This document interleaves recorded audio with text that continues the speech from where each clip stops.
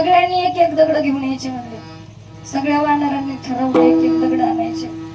सगळ्यांनी धोंडा आणायचा ठरवला. म्हणे भगवान प्रभू रामचंद्र ज्यावेळेस सभेमध्ये येतील, सभेमध्ये आल्यानंतर आपले दगड आपण समोर ठेवायचे आणि समोर ठेवल्यानंतर प्रभू आले. प्रभूंना म्हणायचं, प्रभू आम्हाला ह्या बायका करून द्या. काय म्हणायचं? आम्हाला ह्या बायका करून द्या. ठरलं वानरायचं. सगळेजण दगड आणायला लागले. महाराज एक एक एक एक धोंडा आणायला लागलं. एकानं तर एवढाच उचलला, एवढाच. एकानं विचारलं, काय रे एवढासा कशाला उचलला? ते म्हणतो, कळतं का तुला काही? एवढासा उचलला की एवढीशीच बायको होतं म्हटलं. तेवढासा दगड उचलला, तेवढीशी बायको होते. पटकन त्या पिशवीत घालता येते, कुठे घेऊन जाता येते. आपलं काम असलं की पिशवी उघडायची, बाहेर काढायची आणि बाहेर काढली ते स्वयंपाक बनवून देत जाईन, सगळं करून देत जाईन. काम झालं की पिशवीत घालायची, निघून जायचं. म्हटलं वेळाच आहेस म्हणे तू, एवढा मोठा तुझी बायको होती, काही कळत नाही म्हणे तुला. एकाच्या वावरात दगड ठेवला नाही वानराने. एकाच्या एक वानर तर होता 25 किलोचा आणि 50 किलोचा दगड उचलला. दुसऱ्यानं विचारायचं, का रे 50 किलोचा का उचलला? म्हणे कळतं का तुम्हाला? 50 किलोचा मोठा उचलला, मोठी बायको होती. आणि मोठी बायको झाली, सगळं काम ती करते. नुसतं खायचं झोपायचं, खायचं झोपायचं, दुसरं कामच नाही.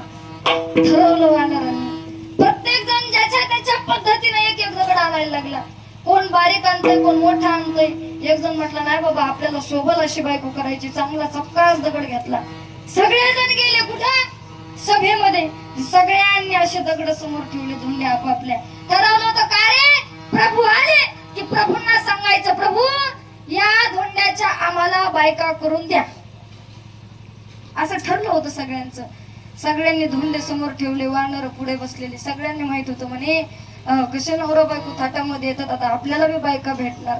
मनामध्ये ठरवलेलं. सगळ्यांनी धोंडे समोर ठेवलेले आणि प्रभू आणि सीताई साहेब येत असताना एवढं सौंदर्य त्यामध्ये पाहिलं वानरांनी. एवढं रूप पाहिलं आणि रूप पाहिल्यानंतर त्या ठिकाणी मनाची तृप्ती झाली. महाराज ठरवलं होतं, प्रभू आम्हाला याच्या बायका करून द्या असं ठरवलं होतं. प्रभू आले आणि आल्यानंतर सगळं वानर एका स्वरात, प्रभू आम्हाला बायका करून द्या म्हणण्याच्या ऐवजी प्रभू आम्हाला बायका करून घ्या.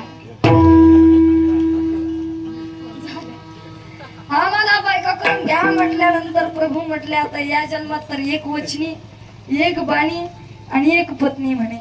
या जन्मात काही मी बायका तुम्हाला करून घेणार नाही. पण तुमची इच्छा कोणत्या जन्मात? पुढच्या जन्मामध्ये कृष्ण अवतार मी घेईन आणि तुम्ही सर्व त्या ठिकाणी गवळणी व्हायची तुमची इच्छा मी पूर्ण केल्याशिवाय राहणार नाही. विठाल.